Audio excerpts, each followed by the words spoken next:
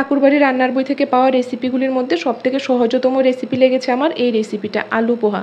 কিছুই না, প্রথমে প্যানটা বসিয়ে তেল গরম করে নিয়ে এর মধ্যে পেঁয়াজ কুচি আর লঙ্কা কুচি দিয়ে কিছুক্ষণ ভেজে নিতে হবে। তারপর এর মধ্যে আলুটা দিয়ে দিতে হবে, আর আলুটা অবশ্যই একটু পাতলা পাতলা করে কেটে নিলে ভালো হয়, যাতে তাড়াতাড়ি সেদ্ধ হয়ে যায়।